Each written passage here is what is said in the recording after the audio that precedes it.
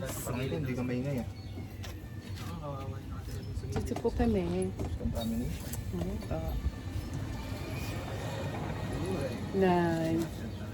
Luluto po sila ng... Ano yung niluluto nyo? Halong. Isda. Isda? Oh, isda. Isda daw, isda. Yan. Tingnan nyo guys. Busy po sila sa kanilang pagluluto. Yan. Yan po siya yung sideline po siya ngayon sa pagiging chef. Ha? Chef, ano pangalan mo, chef? Ano pangalan mo? Chef Chan. Atan. Chef Atan daw.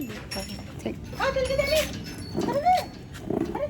Ano po? It's just because it's Sunday. Yan. Ano mga pangaway kasi kaya di pinapalagay? Ano po yung ginagawa nila?